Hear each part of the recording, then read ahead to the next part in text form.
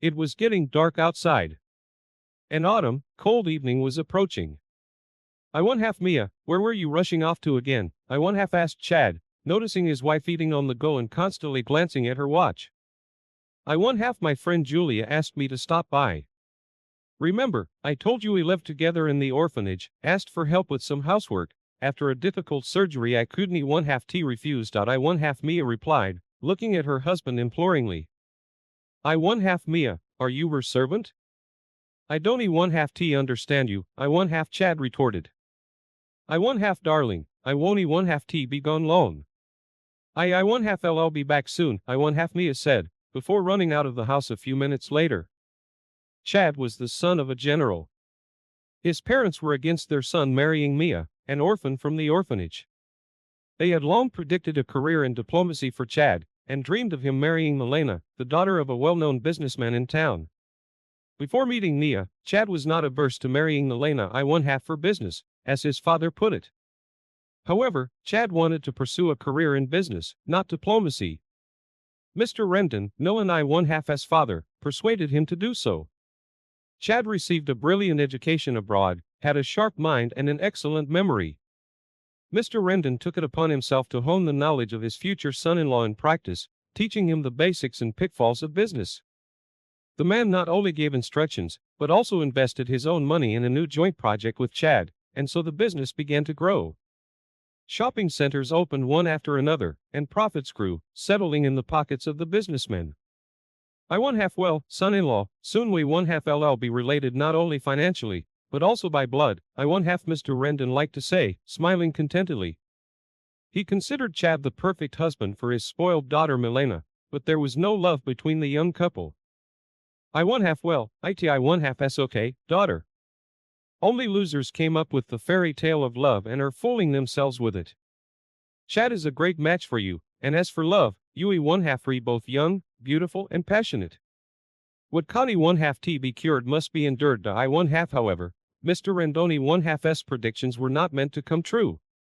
Everything was turned upside down by Chadi one half's chance encounter with a provincial girl named Mia at the cinema. She worked at a factory and rented a small room in a communal apartment. Love ignited in Chadi one half's heart suddenly, even at the first meeting. What made Mia so attractive to him? Perhaps it was her kindness, sincerity, meekness, modesty and tenderness, all the things that were completely absent in Milena. They had only been seeing each other for a week, but Chad, falling in love like a boy, realized that he couldn't one half T live without Mia. The feeling was mutual. Mia was sure that she had met the man of her dreams, the one she constantly read about in romance novels. And now it had happened in real life. After several meetings, Chad proposed to Mia without telling his parents. When his parents found out what had happened, they were emotionally shocked. I one half are you insane, I one half they screamed at him. I one half you are going to exchange Milena for this orphan without family, I one half how will we face Mr. Rendon? He invested so much in you. Marrying this pauper is a disaster for everything, both business and normal life. I one half, but despite his parents' one half desperate objections, Chad did not cancel his decision to marry Mia. His love for her was 1,000 times stronger than his parents' one half attacks. Mr. Rendon reassured Chadi one half's parents, saying, I one half come on, don't one half T be silly. Hey one half I'll get married and then get divorced. I bet I one half he dreamed of a beautiful future for his daughter and would do everything to reunite Chad and Milena again. No guests attended Mia and Chadi one half's wedding. Chadi one half's parents barely crossed the threshold of the registry office and did not stay there for more than 10 minutes. But the young couple was happy together, despite everything. Chad rented a spacious apartment in a new building, and life flowed calmly and joyfully, like a family. Chad and Mia seemed to dissolve into each other and were already thinking about having a child.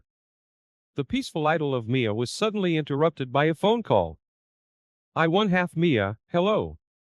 You don't one half T recognize me.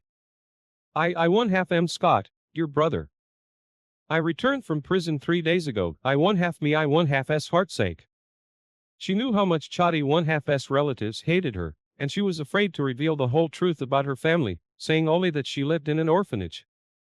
Mia hid that her mother was in prison for causing serious bodily harm to her stepfather, and that she died there. Mia also did not reveal that her brother was also in prison for robbery. The girl was sure that if Chadi 1/2's relatives knew about this, they would never have allowed her to marry Chad and be happy. And now this call from the past.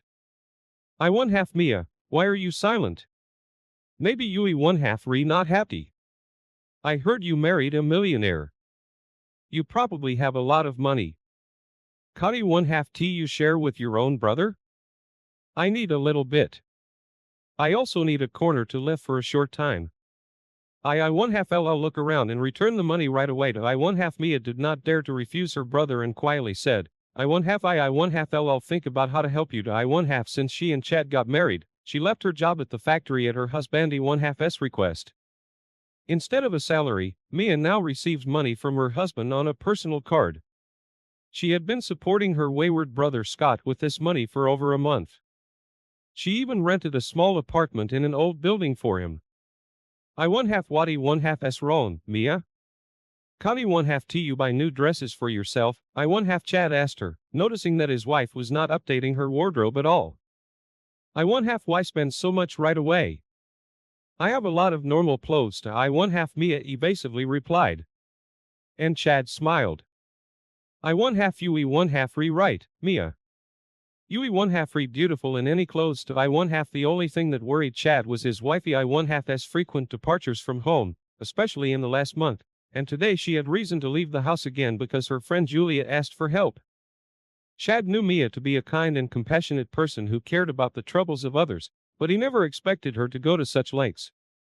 In fact, once again, Mia had gone to great lengths to help her brother by buying him groceries.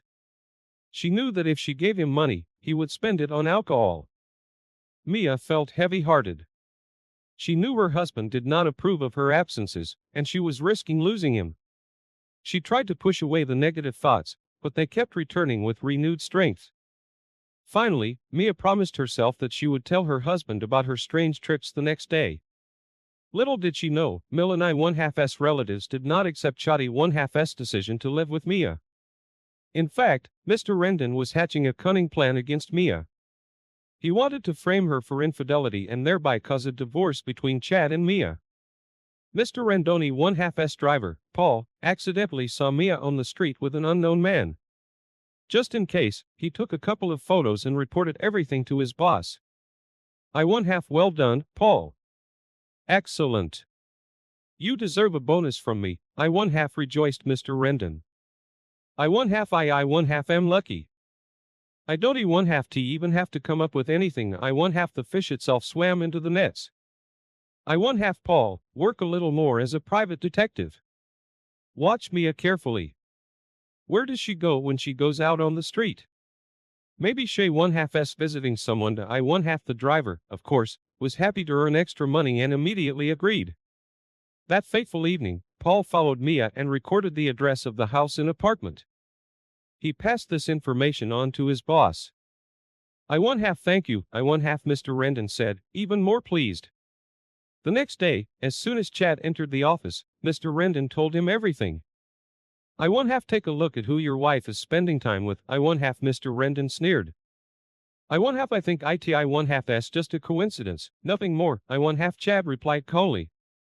I 1/2 don't 1/2 T think about it. Just check it out for yourself. I have the address, I 1/2 said Mr. Rendon, handing Chad a piece of paper. Chad refused to believe what was happening. He had no doubts about his wifey I 1/2's fidelity. However, the words of his failed father-in-law became a thorn in his heart. The dull pain in his chest didn't 1/2 T go away for several days. Finally, Chad decided to secretly go to the specified address without telling Mia. On the day Mia decided to tell Chad the truth, he did not come home from work on time. I 1/2 Mia, I 1/2 LL be delayed for a little while today. I have a lot of work to do, I 1/2 yes, of course, dear. And I 1/2 LL go to the store. Do you remember? You complained about my clothes. So I 1/2 LL take a walk and have a look, I 1/2 Mia said. Again, Chad was completely confused. He did not believe the photos or the words, as they could all be fake. Of course, he had to see everything with his own eyes. After some time, Chad disguised himself as a pizza delivery man and went to the specified address. "I one half, who is it? I one half," asked a rough male voice. "I one half pizza delivery. Please open up. I one half, I didn't one half tea order anything. I one half, please open up." Then you one half LL make a note of the refusal. I one half, the door creaked open. At the doorstep stood a young man with an unkempt appearance and emanating the smell of alcohol. Chad entered the room, where the man shouted, "I one half, what do you think you one half redoing?" I one half. Chad paid him no attention. Instead, he saw the girl standing by the window. She turned around. "I one half Mia, how could you? I one half, I one half, I one half, I'm sorry. I one half, I'm sorry. I one half, I'm sorry. I one half, I'm sorry. I one half, I'm sorry. I one half, I'm sorry. I one half, I'm sorry. I one half, I'm sorry. I one half, I'm sorry. I one half, I'm sorry. I one half, I'm sorry. I one half, I'm sorry. I one half, I'm sorry. I one half, I'm sorry. I one half, I'm sorry. I one half Chad. I one half LL explain everything. Please stay here, I one half begged the girl. However, Chad just shook his head and rushed down the stairs onto the street. Something unimaginable was happening in his soul. He felt like life was over. The overwhelming emotions almost caused him to have an accident. An hour later, Mia came home and tearfully begged her husband to listen to her. She said that Scott was her own brother, but Chad didn't believe a single word. He decided to end his marriage once and for all, and break up with Mia completely. Although he loved his wife, he was ready to forgive everything except infidelity. "Get your suitcase and leave. I'll announce the divorce," Chad said in a cold, unfamiliar voice. Mia quickly threw a few things into the suitcase and slowly walked away. Her body didn't obey, and her legs became like cotton wool. Behind her, she heard the sound of a door slamming shut behind her. The girl sat down on a bench, hugged her head with her hands, and burst into tears. A phone call brought her back to reality. "It's Chad. Chad, he's changed his mind," Mia cried out. But unfortunately, it wasn't him. It was her friend, Julia. "Hey, Mia, how are you?" Julia cheerfully chattered. Mia couldn't take it, and cried even harder into the phone. "Hey, are you home? I'll be there in 10 minutes. Since childhood, Mia always shared her most intimate emotional experiences with Julia. This time was no exception. "Yes, you messed up everything, and your little brother, that scoundrel, got involved. Mia, don't beat yourself up like this. Maybe everything will be okay. Chad must understand that there was no infidelity. If you have nowhere to live now, move in with me. I live alone. The apartment is small, but cozy." Julia kept talking and speaking with her inherent optimism, trying to lift Mia's spirits. But Mia refused to accept what had happened. She didn't lose hope, and waited for her beloved. She was sure that Chad would come for her and take her back. Naively, almost childishly, but the girl believed with all her heart in the fairy tale she had invented. Days passed one by one, and with each day, Mia's financial situation worsened. Even small expenses seemed catastrophic as the remnants of the money given to her by Chad melted away. "Julia, I need to find a job," Mia said, realizing that waiting for her lost happiness wouldn't fill her stomach. "Yes," Julia replied. "I agree, my friend. We can't go on like this for much longer." Julia worked as a nurse in a hospital, but her salary was barely enough to pay for their apartment and groceries. Meanwhile, Mia wandered around the city searching for work, receiving rejection after rejection. She was particularly hurt when her former factory turned her away after the HR manager found out that she was no longer the wife of a millionaire. Desperate, Mia sat down on a bench in the park and watched the passers-by with tearful eyes. A gray-haired man of respectable age approached her and asked, "Miss, are you okay?" Mia silently nodded and told the first person she met that she really needed a job. "If you like, come to our community with me. I heard from our concierge that they need a janitor. Do you agree?" "Yes, of course." As a janitor, Mia worked tirelessly. Within a few days she rubbed large blisters, but it didn't bother her. At least she had her own piece of bread and wouldn't be a burden on Julia. But one day, Mia suddenly felt sick, dizzy, and barely made it to the bench. After a few seconds, the malaise went away and Mia returned to work. In the evening, the short attacks repeated. Dear, something's not right. Are you pregnant, perhaps? Julia suspected trouble. Mia was horrified at the thought, but soon her fears were confirmed. Physically, you probably can't work anymore, Julia sighed. Even she, an optimist in life, was upset. Where could they get the money to support the child? However, she tried not to show her gloomy mood to her friend. Mia was thinking about something else entirely. I need to tell Chad about the baby. He'll find out and be happy, and we'll be together again. Julia seemed to read her mind. Why should you be the only one carrying this burden? The child has a father, and he should also be involved in its life. I agree, Julia. I just need to see Chad. Everything will be the same as before. But Chad's mobile phone had not been answered since their breakup. So Mia mustered up the courage and went to his parents' house to find out where Chad could be found. Chad's mother opened the door and immediately attacked Mia, not letting her say a word. How dare you come here, you ungrateful girl? You deceived my son. What more do you want? Mia was stunned by the greeting, but found the strength to respond. I need to talk to Chad and tell him he will be a father, and you will be a grandmother. What? The woman turned purple, her voice trembling with indignation. Tell your lover. You have the child. Then deal with him yourself. Tears welled up in Mia's eyes, and she could barely hold them back. Anyway, if you came here, take this. Chad's mother handed Mia a few sheets of fine paper. What's this? Mia asked, confused. Divorce papers. You won't have to go to court, the woman replied indifferently. Also, Chad will soon marry a girl who is truly worthy of him. So don't come here anymore. Mia didn't remember how she made it to Julia's house. Everything was a blur. Today, she buried her last chance for a happy life. All that was left was a ridiculous existence. What are you talking about, Mia? What ridiculous existence? Julia encouraged her friend. But money, what will we live on? Mia worried. As a single mother, the state will pay you, and I work. Maybe I'll take on 2 jobs. We'll live. We'll raise the baby. No worse than others. Julia supported her friend as best she could. In reality, she didn't believe her own words, and was no less worried than Mia. But it was Julia's support that gave Mia the strength not to fall into depression. Despite her friend's persistent urging to give up work, Mia worked as a janitor until almost the very end of her pregnancy. On New Year's Eve, she gave birth to a daughter, whom the friends decided to name Sarah. Mia and Julia adored the little girl, but it was hard to provide for herself and her child. One day, there was a knock on the door, and Scott was standing on the doorstep. Hi. Forgive me. I know you think I'm a monster because of me.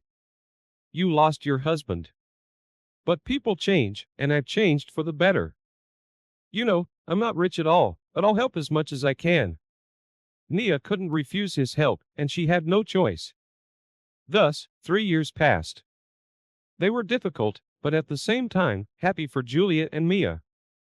They raised Sarah together and tried to deal with life's troubles together. Stott often came to visit them and helped as much as he could. Mia forgave him a long time ago. One day, Stott was walking on a crosswalk and intended to go to Mia and Julia's house. Suddenly, he heard the screech of brakes, and a car stopped just centimeters away from him. Excuse me. Are you all right? Thank God. For the first time in my life, I did not notice a pedestrian, said a frightened man approaching Stott. Didn't you see me? Did you forget your eyes at home? Stott grumbled, dissatisfied. He felt like he had seen the face of this driver before, but he couldn't remember where. Consider it so. I can compensate you for moral damage, said the man staring at the stranger. Suddenly, he realized that it was the same man he saw at the apartment with Mia.